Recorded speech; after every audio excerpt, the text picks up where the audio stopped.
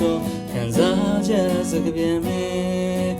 လမ်းဘေးရောက်ခုံတွေတိုင်းနဲ့ရှုပ်ပွားတဲ့ခုံတွေပေါ်မှာမြဲ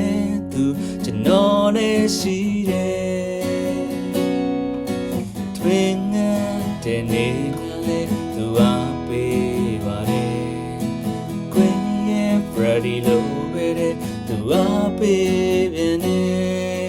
စိတ်တန်ရဲ့ပြီးရောက်တိုင်းနဲ့တက်ကြွမှုဒိန်တွေပေါ်ရောက်တိုင်းမှာသူမျက်ရှိခဲ့တယ်မေရခွဲဘူးတဲ့နာကြီးလို့ဖြစ်မဲ့တရောစေးစရာတန်ငါကိုပြန်ကပ်ပြီးတယ်ပေါင်ဆိုင်ရောက်ဘူးတဲ့ဒီပေးတဲ့နစေခဏမရွေးနိုင်ခဲ့လို့ချိန်တွေကြာဘူးတဲ့ဘာမှဂီတာလေးကတော့ကျွန်တော်လည်းပေါ်ပြန်ရောက်တိုင်းမှာဆွေးတက်ခံတန်လေးနဲ့ပျော်နေသလိုပဲ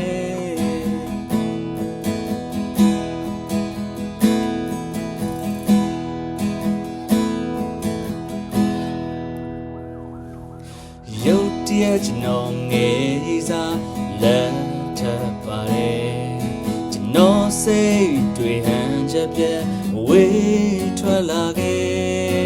ဒီရဲ့ဆိုင်မှာကြံခဲ့တဲ့ဘာမှဖြစ်ခဲ့တာအိုအမေခံဖုံးတော့ကြတယ်တစားနဲ့ဆယ်နှစ်လောက်ကြည့်ခဲ့ပါတယ်Foreign guitar တင်များတဲ့တီးချင်နေခဲ့တနေ့တော့လက်ဆောင်လာဖို့လို့ဖွင့်ကြည့်တော့ guitar ရင်တိုင်းလေးပဲပေါချမှာရေးထားတဲ့ရေးစားဦးရဲ့နမဲ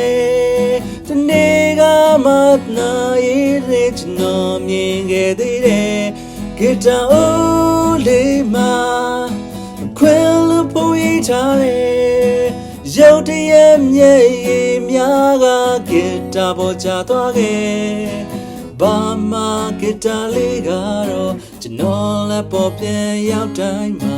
ဆွေးတက်ခံတန်လေးနဲ့ပျော်နေသလိုပဲ